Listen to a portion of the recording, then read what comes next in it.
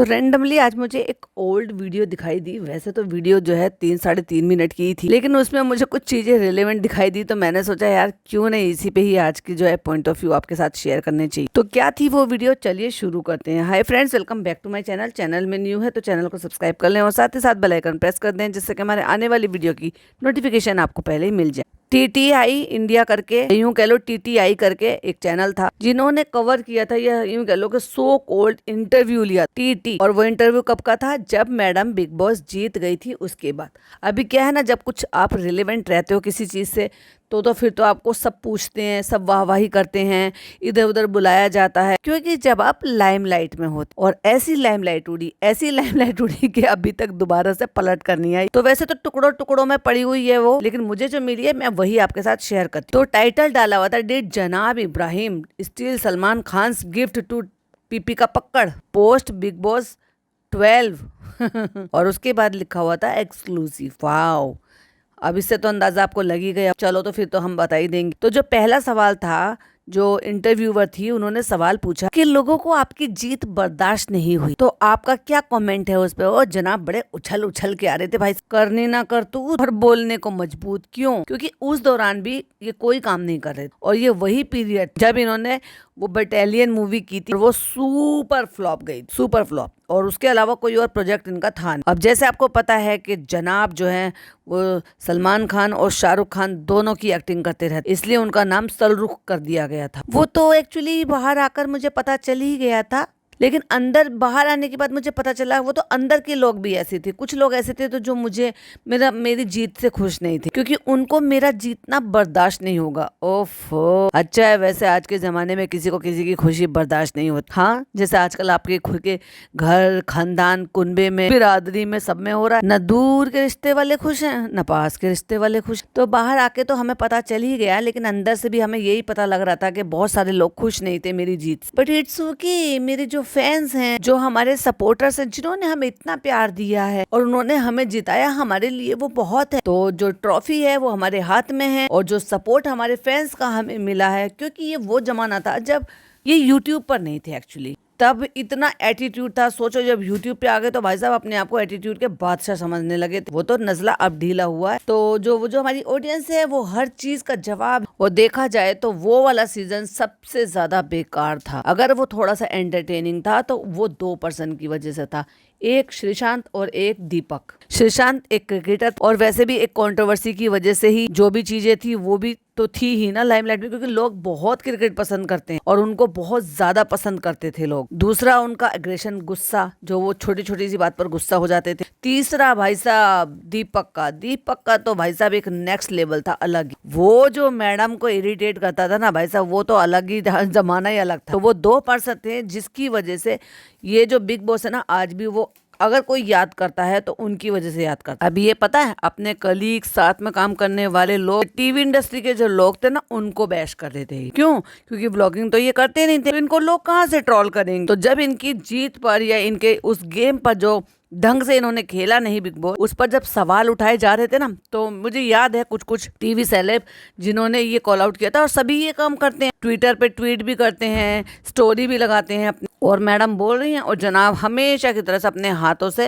अपने बालों को काट रहे हैं, झुकी हुई गर्दन ले। कहती है हम जीत गए हैं, वो एक जवाब है, क्योंकि अब एक हम कहें, उधर से 2 कहे, हम 2 कहें, उधर से 1 कहें, हम 10 कहें, वो फिर उधर से 20 कहें, ये तो चलता ही रहेगा, उसकी तो कोई लिमिट ही नहीं है। फिर सॉरी टू से, गेट लॉस नहीं चाहिए। तो फिर इंटरव्यूअर ने सवाल चेंज किया, जनाब आपके हाथ में कोई एक ब्रेसलेट दिखाई दे रहा है, इसका क्या राज है? पता तो तुम्हें सब है, इंटरव्यू लेने वाली को सब पता है, लेकिन उगलवा रही है हाथ डाल के भाई सब गले में। कहते ये जो ब्रेसलेट है पर्सनली मुझे बहुत पसंद है, पॉइंट टू बी नोटेड, पसंद है। बचपन से मैं स्कूल टाइम में इसको पहना करता था। अपने आप को ये दिखाने की कोशिश करे, वाह मैं सलमान खान से कितना ज्यादा छोटा हूँ, कि मेरा बचपन था और उनकी जवानी थी। कहते ओरिजिनल नहीं मिलता था उस वक्त। आप मुझे एक बात बताओ, कितने छोटे थे तुम स्कूल टाइम में, कॉलेज टाइम? स्कूल में इंसान कब तक? 13-14 साल तक। मतलब अपने आप को इतना छोटा बता रहे हो कि सलमान खान ने जब ये ब्रेसलेट पहनने शुरू करी जब तुम इतने छोटे थे। कहते हैं और उस वक्त इतने पैसे भी नहीं होते थे, 10-5 रुपए जो मिलते थे उसको लेकर बाजार जाया करता था। भैया एक वो हैसियत थी इनकी, और एक मैडम की बदौलत ये हैसियत हो गई है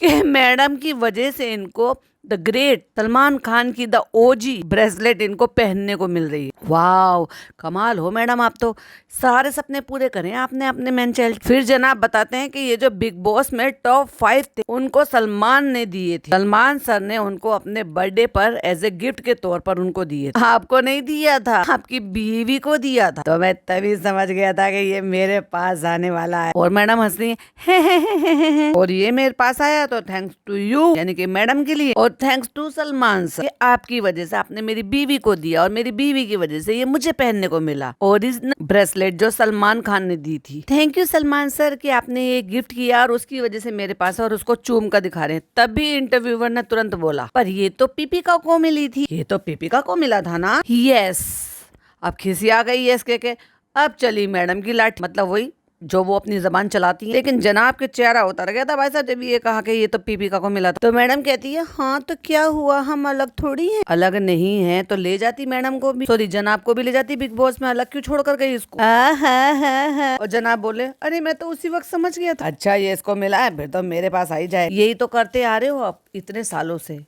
14-15 सालों से आप यही तो करते आ रहे हो और यही किया है। आप कभी अपने बल पर कुछ हासिल किया है? अच्छा चलो कुछ पार्टी की बात करते हैं। आप देखो जब, क्योंकि उनको मुंह तोड़ जवाब दे दिया मैडम ने, तो कैसी रही पार्टी श्रीशांत वाली, जो इतना ट्रोल हुआ कि श्रीशांत को विनर होना चाहिए। ना ना ना, ट्रोलिंग नहीं थी, वो रियलिटी थी। जीतना तो उसी बंदे को चाहिए था। इनके बीच में प्रॉब्लम है भाई साहब, इंटरव्यूअर ने सारी बातें बोल रहा है। तो फाइनली पार्टी हो गई, सब चुप हो गए। क्यों? क्योंकि बस जीत जीत के जब दो लोग अपने अपने घर में गए तो लोगों को बातें बनाने का मौका मिला। भाई भाई भाई भाई बोलकर भाई साहब लगा दी भाई की लंका और बजा लिया अपना जीत का डंका। अगर टशन होता तो 15 हफ्ते तक हम एक दूसरे के साथ नहीं होते। अरे मैडम आप खेल गई बेचारे के जज्बात के साथ, और जैसे कि तुम्हें आदत ना यूज एंड थ्रू, तुमने वही किया। कहाँ है आज तुम्हारा भाई? वैसे भी तुम्हारा तो कोई रियल ब्रदर है ही नहीं, तो तुमने उसको भाई बनाया। ऐसे रिश्ते होते हैं कि कोई भी रिश्ता सगा नहीं है, कोई रिश्ता नहीं निभा पाई है ये लेडी। हर वक्त भाई और मैं ये हर वक्त एक, अरे भाई साहब पढ़ी 1-2 साल बड़ी ही होगी। हमें पता था कि जब भी कोई बात होगी 2 वर्सेस 6 और 2 वर्सेस 8 इन द हाउस, वो हम जानते ही थे। इसलिए भाई साहब ये भाई की आड़ में छुप गई, क्योंकि वो गुस्सैल था, उससे ज्यादातर लोग ज्यादा पंगे लेते नहीं थे और ये चुपचाप बजाती थी। ये लेडी ने वो पूरा फ्लॉप कर दिया। कोई जो है गेम नहीं खेला, कोई किसी तरीके से अपना कुछ करके नहीं दिखाया। मैं नहीं करूंगी, मैं नहीं करूंगी, मैं नहीं करूंगी। भाई ने मेरा बहुत ख्याल रखा और मैंने भाई को डिच कर दिया। और जैसे कि यंगर सिस्टर, और मैंने भी भाई का बहुत ख्याल रखा। यंगर सिस्टर तो नहीं हो भाई साहब, अब एज मैनिपुलेट कराई हुई है तो क्या ही कह सकते हैं। और रही बात बाहर निकलने की, तो लोग ये पूछ रहे हैं कि आप लोग मिल नहीं रहे हो, ये नहीं कर रहे हो। जो लोगों को बाहर से दिखाई दे रहा था ना, वही लोगों को आपके बाहर निकलने के बाद भी दिखाई दे रहा था। आपकी तरफ की नौटंकी थी और झूठा और फरेबी रिश्ता था, और उसकी तरफ से वाकई जेन्युइन बॉन्ड था। वो ऐसे होता है ना, कुछ लोग होते हैं गुस्से के और वो पेट के काले नहीं होते। पेट का काला मतलब वो ऐसे नहीं होते कि मुंह पे कुछ और पीठ पीछे कुछ। वो जैसे होते हैं अपनी भड़ास निकालना होता है, उनको बोलना होता है, वो मुंह पर बोल देते। लेकिन कुछ लोग होते हैं घुन्ने टाइप के। ये जो मैडम है ना, ये घुन्नी थी और घुन्नी की तरह से ही ये निकल कर सामने आई। इसीलिए वो कभी गुस्सा करता था, अपने मुंह पे बात बोल देता था, अपने एक्सप्रेशन दिखा देता था, और ये बस भाई भाई भाई भाई भाई भाई भाई करके भाई साहब उसकी लंका लगा कर रखे। आप मिल नहीं रहे हो guys, we were in the house, ये तो हमें भी पता है कि घर में थे। मिल नहीं रहे हो, ये नहीं करो। फ्रस्ट्रेट हो रही थी ये बुरी तरीके से, क्योंकि यही वजह थी इसका रिश्ता जो था ना खत्म हो चुका था। और अब लोग उस पर क्वेश्चन उठा रहे थे, और कुछ बातें थी जो श्रीशांत को अपनी तरफ से इनसे बोलने के लिए बोला गया कि भाई तुम अपने चैनल से, सॉरी चैनल तो नहीं था, तुम अपने इंस्टा से या तुम अपने किसी भी सोशल मीडिया अकाउंट से ये सारी बातें बोलो। बंदी पीछे हट गई बस। ये रीजन था, ये मेन रीजन था कि उसको गलत फहमी का शिकार होने दिया। बहुत सारे होते हैं ऐसे भाई साहब, ऐसे लोग जो वाकई में ऐसे होते हैं, लोगों को डिच करते हैं। और जिस तरीके से चिढ़ के किलस के ही बोले ना, guys we were in the house. और ये फरिश्ता बहू तो पहले से ही थी ना। फरिश्ता बहू ने इतने बड़े बड़े नेल्स बढ़ा रखे दोनों हाथों के। हाँ माफ नहीं करेगा अम्मी को। अम्मी ने क्यों बढ़ाने दिए?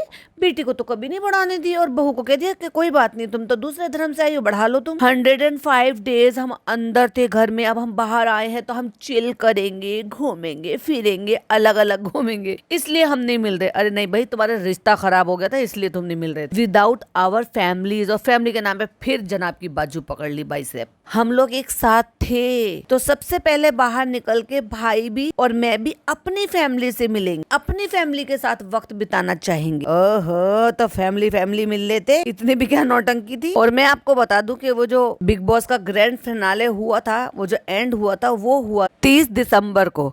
और ये जो इंटरव्यू आया है, ये आया है 10 जनवरी को। चलो भाई, 10 जनवरी को ये अपलोड हुआ है और हो सकता है उससे एक दिन पहले रिकॉर्ड हुआ, तो चलो फिर भी मान लेते हैं कि बीच में 10 दिन का तो गैप है, 8 दिन, चलो 9 दिन का गैप मान लेते हैं। 9 दिन तुम वहां पे जीतने के बाद तुम अपने घर आ गए, तो एपिसोड आया ना 30 दिसंबर को, लेकिन वो तो पहले ही हो जाता है ना, तुम लोग घर चले जाते हो, अपने घर जाकर बैठ कर देखते हो, क्योंकि एपिसोड बाद में टेलीकास्ट होता। खैर चलो, अगर हमने माना कि नहीं भी होता तो 8 या 9 दिन का गैप होता है। 8 या 9 दिन में तो लोग फिर से मिलते हैं, पार्टी करते हैं, उससे ज्यादा कि हम मिले नहीं है। मैंने तो यही देखा, जितने भी बिग बॉस से बाहर निकल कर आए, वो जितने भी साथी है ना, एक दूसरे से मिलते हैं। और तुम एक दूसरे को, यार फैमिली के साथ कितना वक्त, आज तक फैमिली के साथ ही वक्त बिता दिया, फिर कहाँ है, अभी तक वक्त पूरा नहीं हुआ। जो भाई और भाभी आते नहीं है तुम्हारे घर, तुम भी इतना बीमार हुई, एक बार देखने नहीं आया, 2 बार बीमार हुई, एक बार भी देखने नहीं आए, बेबी हुआ तुम्हारा, एक बार भी देखने नहीं आया। ये कैसा भाई बहन का रिश्ता है? कर दिया ना यूज एंड थ्रू, माँ का, बाप का, भाई का भी। अले ले मैडम, तुम कितनी कच्ची हो। नहीं, तुम बहुत अच्छी समझती हो अपने आप को। यूज एंड थ्रू करना तुम्हें बहुत अच्छी तरीके से आता। एक थोड़ी सारे रिश्ते तुमने यूज एंड थ्रू करे। बहन का रिश्ता बनाया, डिच कर दिया, भाई का रिश्ता बनाया, डिच कर दिया, तो और तो खैर है ही क्या। तो हम अपनी अपनी फैमिली के साथ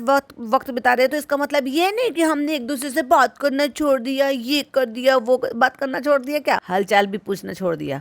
इतनी बड़ी बीमारी एक बार डायग्नोस हुई, दूसरी बार डर था, एक बार भी भाई नहीं आया, तो सोचो कितना दिल दुखाया होगा तुमने उनको। क्यों इतने सालों में एक बार भी तुम्हारे यहाँ ईद सेलिब्रेशन पे नहीं आया और तुम दिवाली पर मिलने नहीं गए? दिवाली तो ऐसा त्योहार होता है कि मिलना मिलाना होता है, एक दूसरे को गिफ्ट देना होता है, मुंह मीठा कराना होता है। सेम ईद पर भी होता है, आओ बैठो एक साथ, खाओ पियो, मुंह मीठा कराओ और ईद एक साथ सेलिब्रेट करो। कहाँ है तुम्हारा भाई? और हाँ, इस बीच में कितने सारे रक्षाबंधन भी तो निकल गए।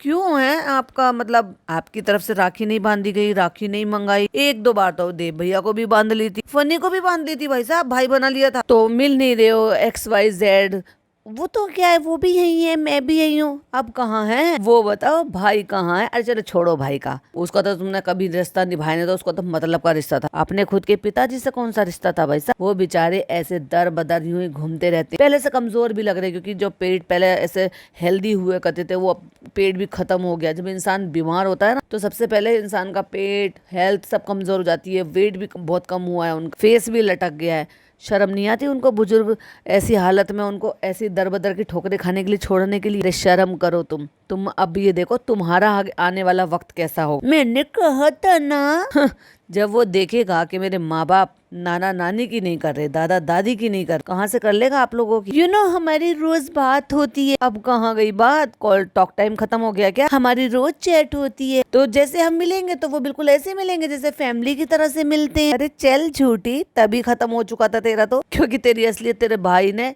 देख ली थी, क्योंकि तेरी भाभी ने समझ गई थी कि तू जैसी दिखती है ना वैसी है। तो उनके बच्चे खेल रहे थे, ये था। और पता है वो बहुत स्मार्ट है, तो श्रीशांत की वाइफ है ना, वो बहुत स्मार्ट है। काश उनको आना होता, और अभी किसी भी बिग बॉस में वो आए ना, डेफिनेटली लंबा खेलेंगी। आई सॉ द पिक्चर्स, ये वो, या कितनी बार या करोगी? तुम्हारा या करने से ना हाँ निक्कू काम नहीं आने वाला। जहाँ रिश्ते असली होते हैं ना, वहाँ इतनी फॉर्मेलिटीज नहीं होती, इतनी भी फॉर्मेलिटीज नहीं करते। हम राखी नहीं बांधते हैं, हम ईद पर नहीं बुलाते, हम दिवाली पर नहीं जाते, हम फोन नहीं करते।